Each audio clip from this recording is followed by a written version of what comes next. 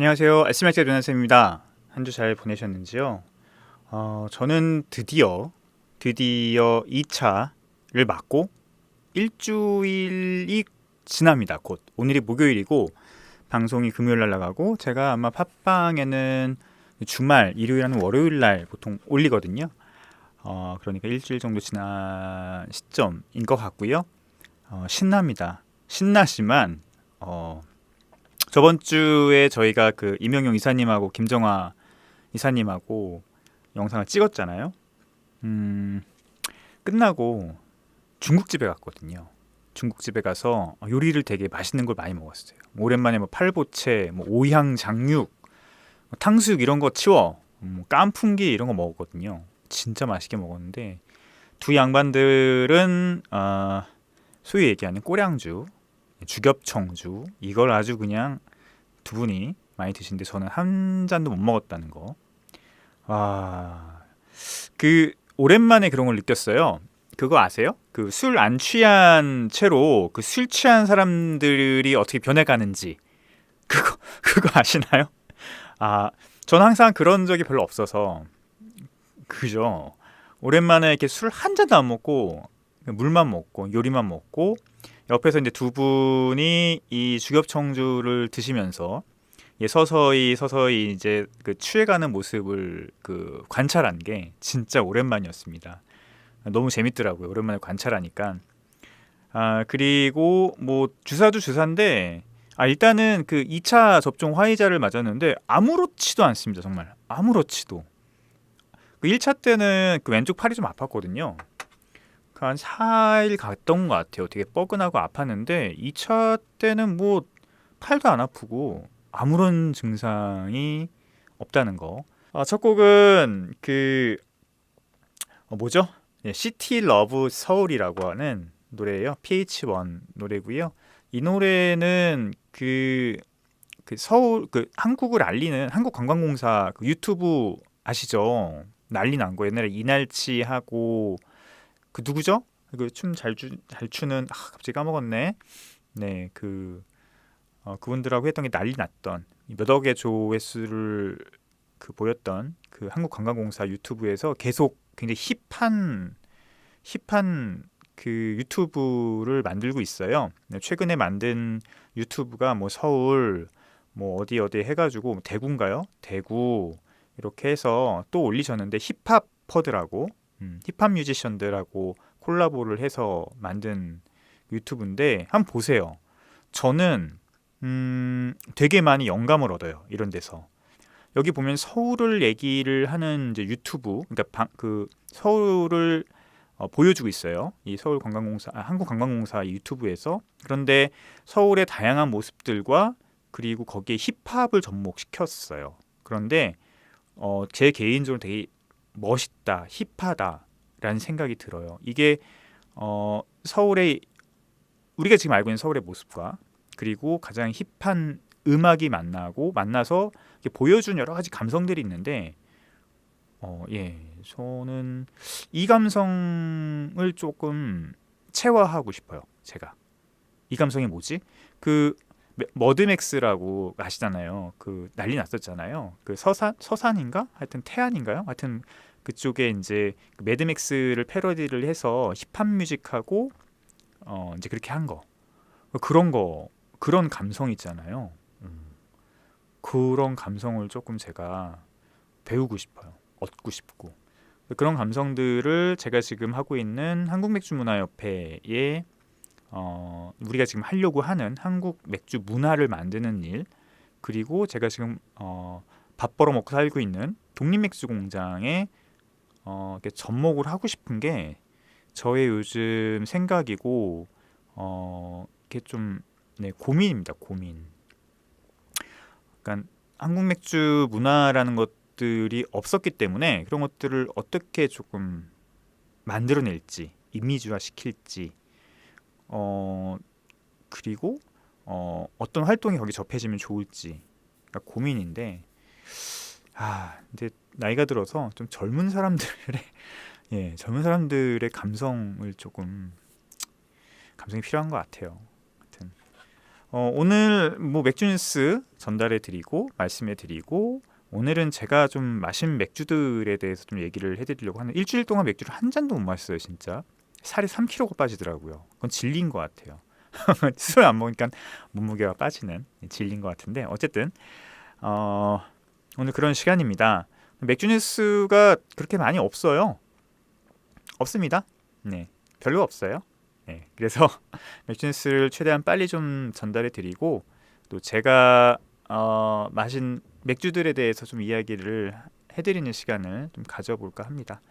첫 번째 뉴스는 저번 시간에 제가 살짝 말씀드린 것 같은데 주류 출고량이 감소했어요. 국내분하고 수입분 모두 감소 추세고요. 국세청에서 저한테 메일을 보내는데 국세청에서 메일 이메일 서비스를 신청하시면 국세청에서 메일을 보내주는데요. 대부분 다 지웁니다. 잘 안 읽고. 네. 근데 여기 첫 번째 그 주제에 그 주류 출고량과 주세 관련된 이메일링이 와서 좀 봤어요.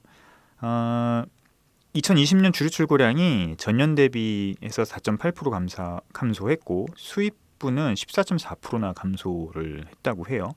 주류별로는 국내 맥주가 8.7% 감소했고 희석식 소주가 4.5% 감소했고요. 탁주가 2.4% 증가했네요. 그 외 주류는 5.1% 증가했고 그 외 주류라 하면은 와인 쪽이 좀 클 것 같죠? 네. 뭐 탁주나 이런 부분들은 전체 주류 퍼센테이지가 그렇게 크지 않으니까 결국은 전체 주류의 대부분을 차지하는 맥주와 소주가 감소했다는 걸 알 수 있고요. 이게 2018년 이후로도 계속 감소를 해요. 근데 다른 그 뉴스를 보면 2016년 자료도 보면 출고량이 계속 감소하는 걸로 나오고 있거든요. 즉 술을 점점 안 먹고 있다는 거죠. 과거에 비해서 확실히 술을 안 먹는 그런 사회가 되어 가고 있고요. 아무래도 회식 같은 것들이 줄은 게 큰 영향을 미친 것 같습니다. 이거는 경제랑은 상관없고요. 그러니까 그 회식이 줄은 이유는 문화적인 게 가장 크죠. 가장 크고 거기서 나오는 여러 가지 문제들이 있었거든요. 뭐 기억하실지 모르겠지만 뭐 성희롱, 성추행 같은 것들이 회식에서 자주 발생하다 보니까 큰 기업 혹은 하여튼 중견기업 이상에서는 회식을 술 먹고 막 이렇게 노는 분위기가 아니고 좀 다른 걸로 많이 바꿨죠. 저녁을 먹는다든지 영화를 본다든지 전반적으로 회식의 어떤 그 횟수가 줄어들면서 술을 전반적으로 많이 안 먹게 되고 또 알코올이 들어간 음료, 그러니까 술을 많이 먹는 것들이 그렇게 힙하지 않은 이렇게 표현해도 되나? 하여튼 술을 좀 더 안 먹고 있는 사회가 되는 것 같아요. 그 주세 납부액도 여기 나왔는데 여기 먼저 좀 읽어드릴까요? 주세 납부액은 국내가 2조 5,164억이에요. 그러니까 전체 우리 국세 중에서 주세가 2조 정도밖에 차지를 안 합니다. 이게 종량세로 바뀐 중요한 이유기도 해요. 예전에 우리가 잘 못 살았을 때는 이 주세가 정말 중요했거든요. 전체 국세에 차지하는 게 컸는데 지금은 한 2조 정도밖에 안 되기 때문에 주세가 2조 정도밖에 안 됩니다. 그런데 그나마도 5.2% 감소를 했고요. 수입분의 주세는 5천억 정도예요. 5,220억 정도. 이것도 5.1% 감소했어요. 주세 납부액이 감소했다는 거는 여기 위에랑 연관이 되죠. 출고량이 줄어든 것과 연관이 있습니다. 근데 저기 재밌는 거는 소주가 맥주보다 주세가 더 많이 거쳤어요. 그러니까 소주 출고량이 맥주 출고량보다 더 많다는 거예요. 2018년에는 맥주의 주세가 소주보다 더 많았습니다. 그런데 작년부터 역전이 되기 시작해요. 소주의 주세가 맥주보다 더 많아지기 시작하고요. 물론 이거는 이제 작년부터는 맥주가 종량세로 전환이 되면서 2019년부터 역전이 되기 시작했네요. 그러니까 2020년에는 완전 역전이 되기 시작하고, 그러니까 뭐 2020년에는 맥주는 종량세, 소주는 역시 종가세거든요. 계속 직접적인 어떤 그 출고량이나 소비량과는 그 비교하기 좀 힘들겠지만, 어쨌든 소주의 주세가 납부세액이 주세 납부세액이 맥주를 앞섰다, 이런 것들을 좀 볼 수 있고요. 코로나의 영향이 확실히 있는 것 같습니다. 전반적으로 있는 것 같고, 다르게 해석하면 조금 고급 주류 와인이나 뭐 아니면은 뭐 크래프트 맥주가 됐으면 좋겠고요. 어쨌든 고급 주류의 소비가 증가하는 추세다라고도 좀 읽을 수 있을 것 같아요. 술은 점점 안 먹는 사회가 되고 대신에 혼자 먹더라도 좀 좋은 술을 마시는 뭐 그런 문화들이 점점 생기지 않나, 그리고 앞으로도 이런 추세들이 굳어지지 않을까라는 생각을 해봅니다. 그런 의미에서 봤을 때는 크래프트 맥주의 가능성이 열려 있다라고도 생각해 볼 수 있을 것 같아요. 기회가 있다라는 생각을 전 개인적으로 하거든요. 지금 편의점 수제 맥주 4캔만 원으로 가는 수제 맥주를 얘기하는 건 아니에요. 일단은 개인적으로는 그런 그 편의점 수제 맥주를 전 개인적으로 크래프트 비어라고 보지 않습니다. 이제 좀 제 개인적인 결론을 좀 내렸어요. 그렇게 그냥 대중 맥주다라는 생각을 하고 있고요. 그렇다고 하면 우리가 계속 말씀을 드렸던 가격도 높고, 그다음에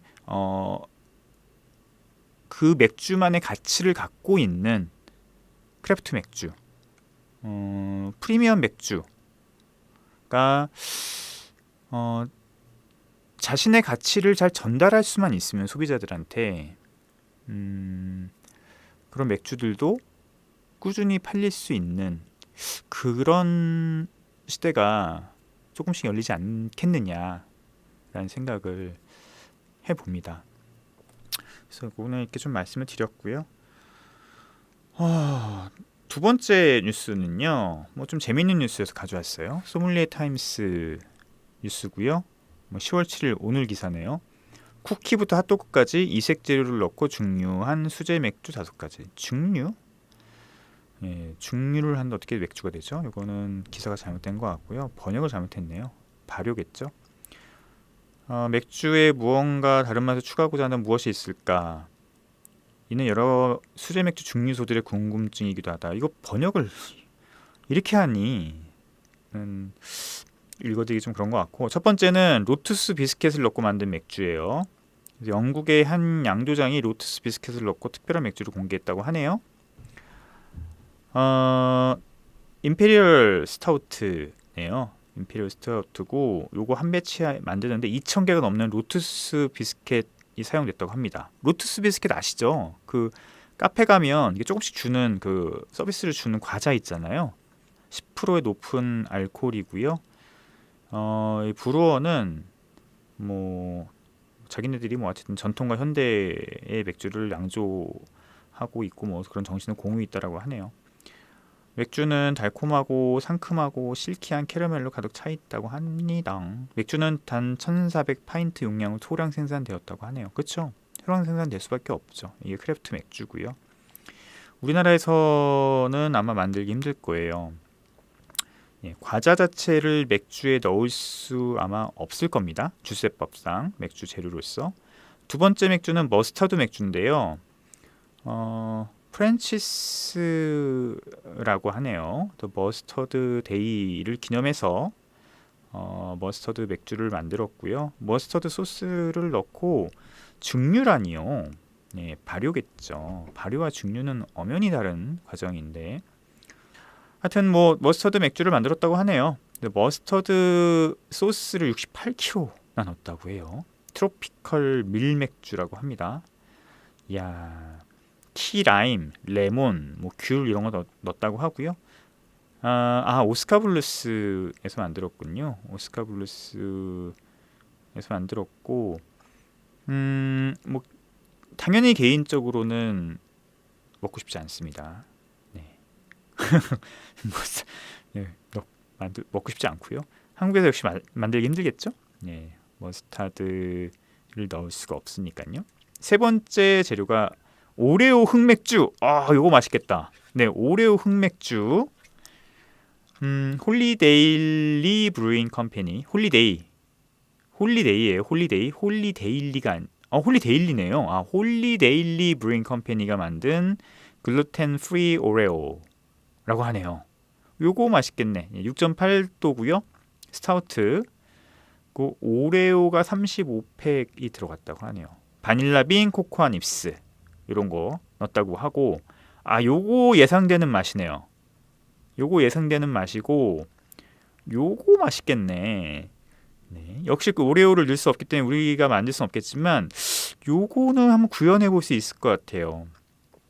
오레오 맛이 나는 스타우트 구현해 볼 수 있을 것 같고, 제가 지금 만들고 있는, 지금 오늘 발효가 끝났는데, 저도 카카오 닙스하고 오크칩을 좀 넣어서, 프렌치 오크칩을 넣어서 지금 포터를 하나 만들고 있거든요.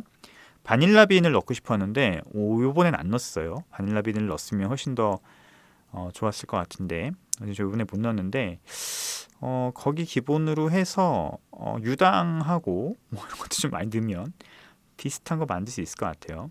그리고 도넛 넣고 만든 맥주는 제가 몇 번 소개시켜 드렸죠. 그죠? 던킨 도너츠를 넣어서 만들었다.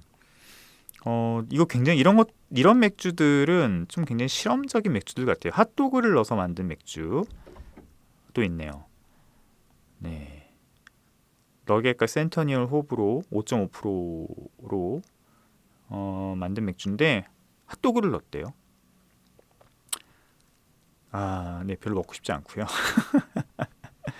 네, 홉도그라고 하는 맥주네요. 홉도그.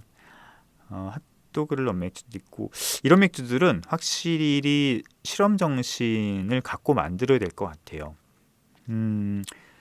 이게 작은 배치에서 만들 때랑 큰 배치에서 만들 때랑 결과물에 대해서 담보할 수가 없거든요. 예를 들어서 뭐 5리터짜리 홈브루잉을 만들 때는 이런 거 막 넣어가지고 맛이 비슷할 수 있는데, 이게 만약에 뭐 1000리터, 2000리터, 심지어 500리터를 만든다고 해도 재료의 양이나 이런 것들이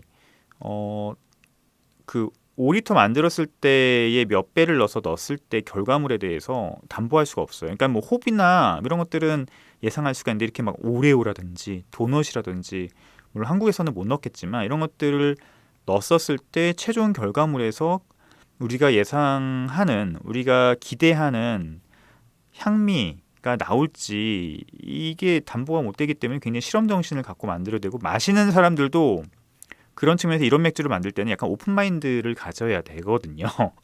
그쵸? 저는 맥주에 어떤 부가물을 넣을 때는 항상 분명한 의도가 있어야 된다고 생각을 해요. 그러니까 예를 들어서 우리가 로투스 비스켓을 넣는다고 하죠, 맥주에. 그러면 최종 결과물에는 로투스 비스켓과 비슷한 향이 나야 됩니다. 그래야지 그 부가물을 넣는 그 이유가 있는 거죠. 부가물을 막 넣는데 최종 결과물에 그 향이나 맛이 안 나면 그 부가물을 크게 넣는 이유가 없는 거죠. 제가 최근에 먹은 맥주 중에서 그런 게 좀 있었던 것 같아요. 수입 맥주예요. 수입 맥주인데 뭘 넣었더라? 국내 맥주인가? 하여튼 그 패션 프루츠인 것 같아요. 패션 프루츠랑 뭘 막 넣었다고 하는데 최종 결과물에 전혀 그런 향이 나지가 않아요. 그럼 그 왜 넣은 거죠? 그죠? 그래서 넣는 게 중요한 게 아니고, 넣고 나서 최종 이제 맥주에서 어떤 향이 구현할 것인가를 미리 잘 기획을 하고 또 고민을 한 다음에 부가물을 넣는 게 중요하지 않나라는 생각을 개인적으로는 하고 있습니다. 궁금은 해요. 그래서 아마 이런 맥주가 한국에 수입이 된다고 하면 저는 분명히 분명히 한 번은 마셔볼 것 같습니다. 좋아하진 않더라도 궁금하네요. 그리고 한국에서 과연 이렇게 법적으로 이런 것들이 가능하다고 하면 재밌는 것들이 많이 나올 것 같은데 이런 것들은 좀 풀렸으면 좋겠어요. 네. 이 맥주에 넣는다고 맥주 이상해지는 게 아니거든요. 그렇잖아요. 먹는 음식인데 이런 것들이 좀 풀려서 조금 더 실험적이고 재밌는 맥주들이 나왔으면 좋겠습니다. 좀 한계가 있긴 해요. 오크칩 같은 경우도 작년부터 가능했으니까 제가 막 넣기 시작했지, 그렇지 않았으면은 못 넣었겠죠? 그죠? 그렇다고 하면 오크칩을 넣은 맥주가 안 넣은 맥주보다는 조금 더 재미있는 포인트가 있는 건 사실이거든요. 이런 맥주들이 나오지 않았겠죠. 그랬으면 좋겠습니다. 최근에 그 네캔만원 맥주들 중에서 뭐 그러니까 이거 재밌다고 표현을 해야 되나? 어쨌든 그런 맥주들이 나오고 있습니다. 대부분 다 롯데칠성 OEM을 통해서 나오고 있어요. 그래야지만 편의점에 네캔만원에 공급을 할 수 있겠죠. 저는 그 현상들이 좀 그래요. 네, 수제 맥주, 크래프트 맥주라고 불릴 수 없고, 아마 일반 소비자들도 시간이 가면 갈수록 그런 맥주들을 뭐 크래프트 비어라고 인지하지 않을 겁니다. 이게 소비자들이 그렇게 바보가 아니거든요. 걱정이 되고, 어쨌든 관련해서는 여러 가지 이제 진짜 소규모 소형 브루어리들에서는 뭐 움직임이 좀 있어야 될 것 같긴 해요. 자, 마지막 뉴스고요. 마지막 뉴스 얘기를 하고, 제가 아까 말씀드렸듯이 제가 마신 맥주들에 대해서 좀 설명을 같이 이야기를 하는 시간을 좀 가져보죠. 알코올에도 맛이 있다, 무알코올 맥주의 비밀이라고 하는데, 알코올에는 여기 이 비즈니스 워치라고 하는 신문이에요. 근데 첫 번째 문장이 알코올에는 맛이 있을까요? 결론부터 이야기하자면 없습니다. 네, 잘 알고 계신 것 같아요. 알코올은 무색, 무미죠. 그리고 역치도 굉장히 높아요. 역치가 굉장히 높기 때문에 되게 많이 있어야지만 알코올이 있다는 것을 우리가 인지할 수 있습니다. 그런데 이제 여기서 얘기하는 게 뭐냐면, 기사가 되게 긴데 핵심은 뭐냐면, 무알콜 맥주는 알코올만 뺀 건데 왜 일반 맥주랑 느낌이 다르냐, 맛이 좀 다르냐, 이런 얘기를 하고 있는 거예요. 그래서 여기 오비 관계자한테도 물어보고 했는데, 여기 재밌는 게 뭐냐면 하이트 진로의 하이트 제로와 롯데칠성의 클리어 제로 같은 맥주는 발효 과정 없이 메가 엑기스에 홉의 향을 첨가하는 방식으로 제조한다고 하네요. 그렇죠. 이게 그 무알콜 맥주들 자세히 보시면 뒤에 가향된 것들을 보실 수 있어요.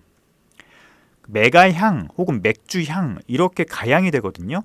그런 무알콜 맥주들은 아예 발효도 안 된 거예요. 그러니까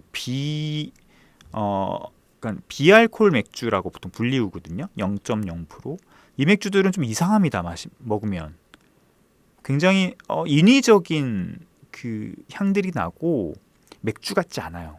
당연히 이런 무알콜 맥주들은 알코올의 느낌이 전혀 없을 수밖에 없겠죠. 그러니까 맥주 향과 맛을 가양을 통해서 만들어낸 거예요.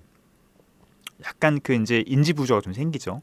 그런데 먼저 맥주를 만들고 알코올을 뺀 제품들이 있어요. 오비 맥주의 카스 제로 같은 것들이 그렇다고 하네요. 그래서 이제 물어봤다고 해요. 여기 이제 오비 관계자들한테 왜 알코올만 빼는데 알코올을 넣은 맥주와 좀 다르냐 그랬더니 오비 맥주 관계자가 이렇게 얘기를 했다고 합니다. 알코올도 맥주 맛을 구성하는 요소 중 하나이기 때문에 알코올을 빼면 일반 맥주와는 맛이 달라지는 부분이 있다 라고 설명했다고 하네요. 그런데 저는 여기 또 한 가지 더 말씀드릴까요? 제조 업체들의 설명을 종합하자면 알코올 자체는 맛이 없을지 몰라도 알코올이 맛을 내는 주요 요소인 것은 맞다는 설명입니다. 발효한 맥주에는 수많은 성분이 있는데 그중 알코올 역시 맥주 맛을 내는데 중요한 역할을 하고 있다는 것입니다. 이상하죠? 이게 도대체 무슨 말이에요? 이상하잖아요. 이게 알코올이 없어서 그런 게 아니고 보통 무알코올 맥주를 만들 때는 맥주를 발효를 시키고서 알코올을 빼잖아요. 알코올을 빼는 거는 알코올이 물보다 끓는 점이 낮아요. 80도 정도 되거든요. 그러니까 맥주를 80도 정도로 온도를 올리면 알코올만 날아가는 거예요. 혹은 낮추죠. 온도를 낮춰서 알코올만 빼고, 그러니까 물의 어느 점이 0도고 알코올 어느 점이 마이너스 80도인가 그러니까 물만 빼서 그 물을 이제 무알코올 맥주를 만드는 그 빙점 방식도 있고, 혹은 80도 정도로 가열을 해서 알코올만 날리는 방법이 있는데 그때 다른 향들도 다 날아가는 거예요. 향은 기본적으로 휘발성이잖아요. 휘발성입니다. 휘발성.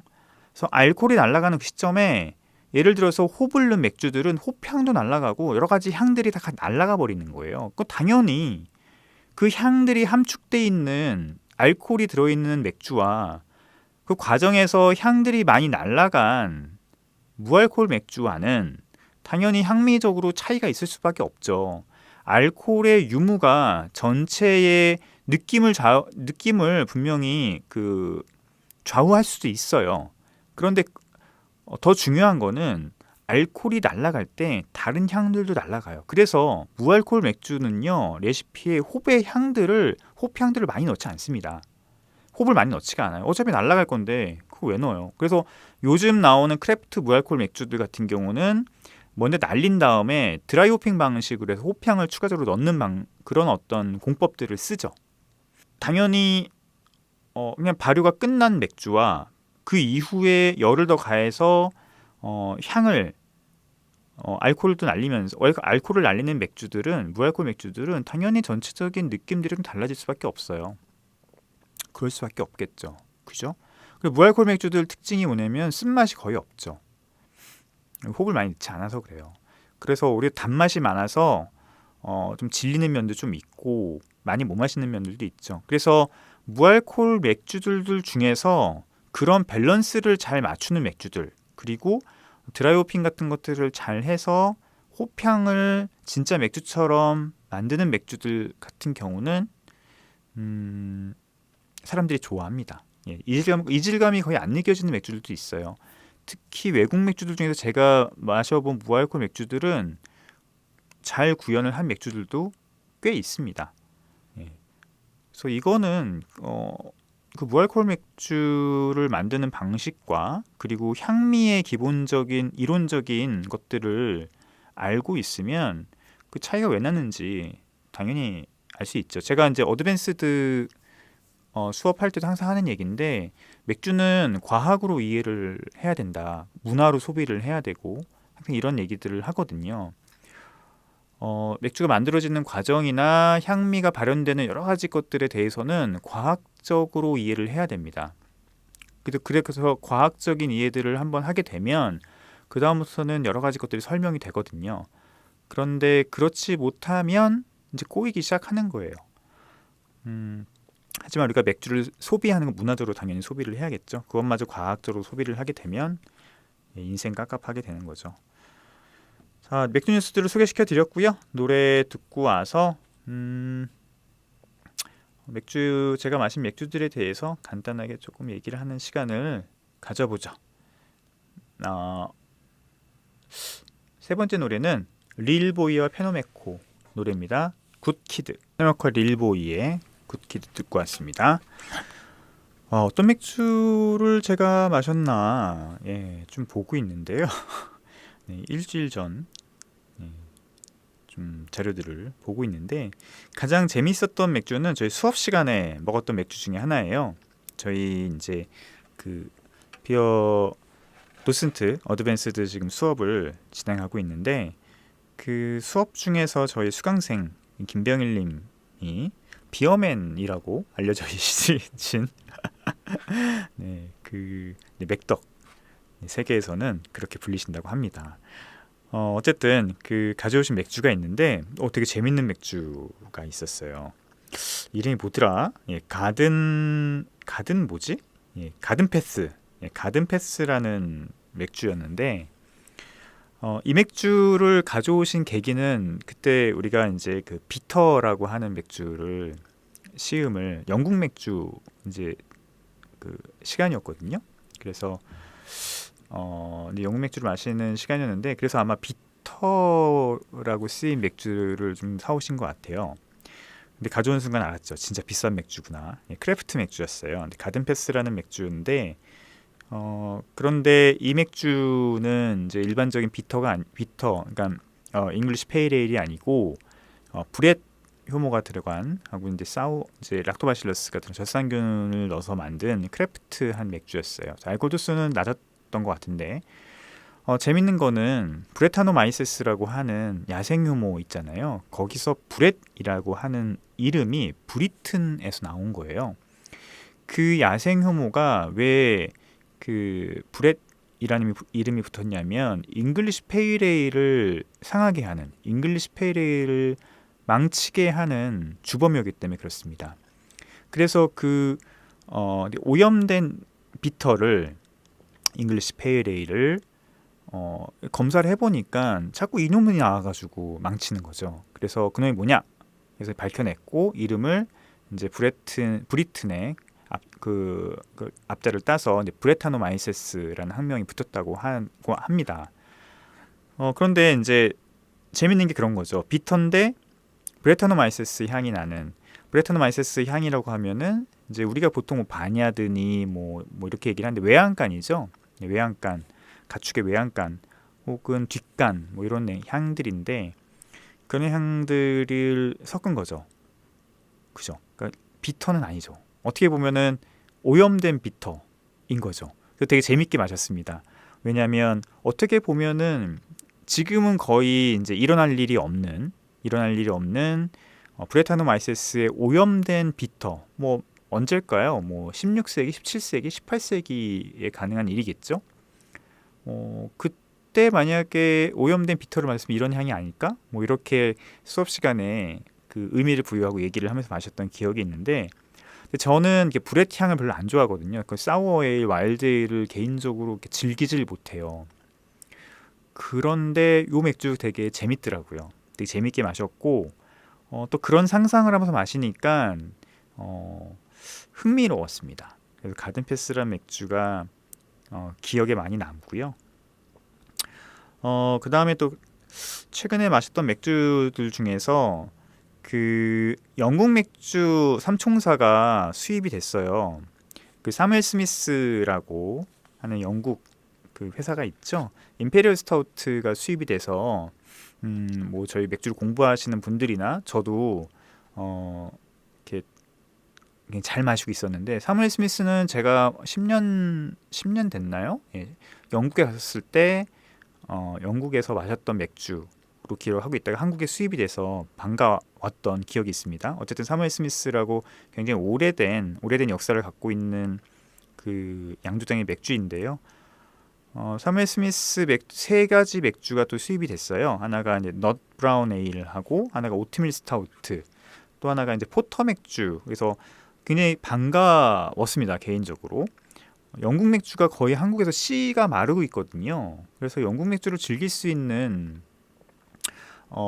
기회가 별로 없는데 윈비어, 윈비어에서 너무나 감사하게도 거의 클래식한 스타일들 세 가지를 수입해 주셔서 맥주를 공부하시는 분들한테도 굉장히 좋은 기회가 됐고, 뭐 저도 오랜만에 또 영국 스타일의 맥주들을 마실 수 있어서 좋았어요.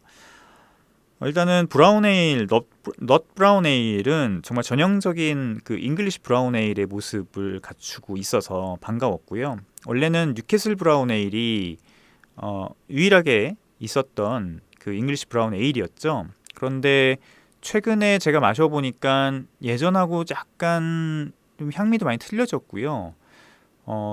하이네켄에 어디 인수가 됐죠? 하이네켄인가? 하여튼 인수가 되면서 어쨌든 제가 한 10년 전부터 먹었던 뉴캐슬 브라운 에일 혹은 영국에서 먹었던 뉴캐슬 브라운 에일하고는 분명히 향미적으로 차이가 있어요. 잉글리시 브라운 에일이라고 하면 가장 먼저 튀어나오는 향이 토피 향입니다. 토피 향. 네, 토피라고 하는 향이고요. 그리고 너티 향이에요. 토피 너티 향이 주 향이에요. 그리고 말토덱스트린 같은 당을 넣어서 뒤에 깔리는 백그라운드에 있는 단맛도 역시 있습니다. 이게 확 달진 않지만 몰트 백본이 확실하게 있는 맥주가 바로 이 잉글리시 브라운 에일이거든요. 쓴맛도 거의 없고 뉴캐슬 브라운 같은 경우는 투명병이어서 라이트 스트럭의 이슈들이 항상 있었는데 요번에 사무엘 스미스의 넛 브라운 에일은 역시 토피향, 견과류향, 그 다음에 약간 캐러멜리한 몰트 백본이 확실히 뒤에 있어서 너무 맛있게 먹었어요. 너무 맛있게 먹고 일단 반가운 마음에 야 드디어 오랜만에 잉글리시 브라운 에일을 마시는구나 라는 생각이 들어서 맛있게 먹었습니다. 맥주 공부를 하시는 분들은 반드시 드셔보아야 될 맥주예요. 그래서 지금 한국에 들어왔을 때 꼭 드셔보셨으면 좋겠고요. 역시 마찬가지 맥주가 그 오트밀 스타우트였습니다. 사무엘 스미스의 오트밀 스타우트였는데 오트밀 스타우트의 핵심은 역시 바디감이죠. 텍스처라고 하죠. 텍스처. 오트밀이 들어갔기 때문에 부드럽고 실키한 텍스처가 되게 중요해요. 그리고 역시 그 단맛도 이게 몰트 백본들이 확실히 뒤에 있죠. 이 오트밀 스타우트 같은 경우는 예전에 18세기 뭐 19세기 이때는 이렇게 영양을 보충하는 음료로도 먹었고요. 그리고 산모한테도 줬다고 하는 그 모유가 잘 나오게 한다는 믿음이 있었다고 합니다. 그러니 이게 불과 200년도 안 됐을 200년 전의 일이거든요. 200년 전에는 이 오트밀 스타우트를 산모한테 줬다니까요. 수유가 잘 되게 하기 위해서 그랬던 맥주예요. 한국에서는 오트밀 스타우트가 예전에 플래티넘 오트밀 스타우트가 있었죠. 그때는 한국에서 오트밀을 넣는 게 주세법상 불가능했기 때문에 국내에서는 못 만들어지고 그때는 이제 연태에 있었거든요. 플래티넘 공장이. 그래서 오트밀을 넣은 플래티넘 오트밀 스타우트가 한국에서 마실 수 있는 수제 맥주였습니다. 오트밀 스타우트 최근에 마시기가 좀 힘들어요. 오트밀은 굉장히 최근 양조할 때 많이 들어가는 부가물입니다. 특히 NEIPA나 헤이즈 IPA에는 오트밀 거의 100% 들어가거든요. 적어도 밀과 함께 들어가면 30% 이상이 들어가는 플레이크드 오트밀이 들어가요. 저도 이제 오트밀을 지금 쓰고 있고 양조할 때 스타우트 할 때도 씁니다.